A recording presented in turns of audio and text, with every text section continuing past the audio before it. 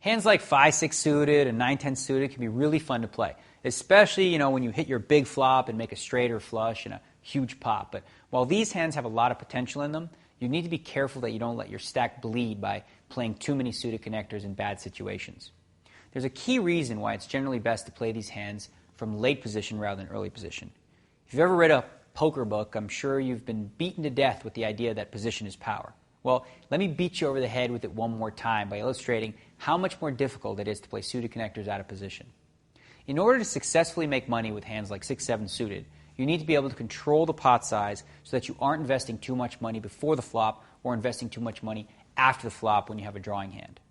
Generally speaking, it's difficult to control the pot size when you're out of position. Plus, when in position, you don't have to give away any information about your hand until your opponents have already acted. Let's look at an example of how the same hand would play differently in position as opposed to being out of position. Let's say you called a small raise in position with 6-7 suited and the flop came Jack-9-4.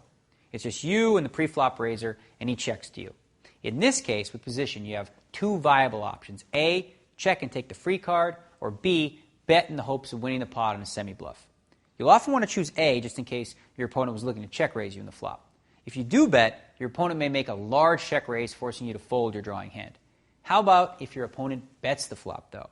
Once again, you have options. A, you can fold if the bet's too big. B, you can call and hope to catch your flush. Or C, you could raise in the flop as a semi-bluff. If the situation is reversed, though, and your opponent acted last, let's take a look at how that not only limits your options, but gives you much less control of the pot size. If you check on the flop, your opponent will bet if he has a strong hand. If you call on the flop, you have essentially handed over control of the hand to your opponent.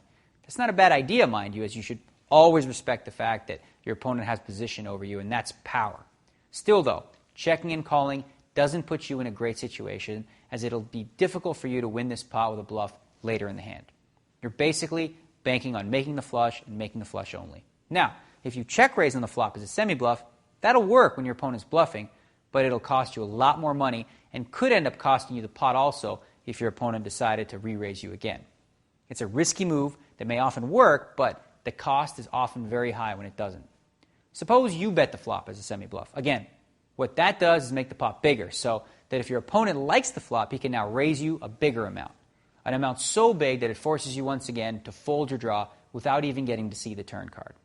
So in position, you have the luxury of being able to take more free cards, keep the pot small, and maintain control of the hand. That's extremely valuable leverage. Out of position, there's a lot more guesswork to do, and it's often best to simply play it safe. As you can clearly see, it's easier to play suited connectors, or any hand for that matter, in position.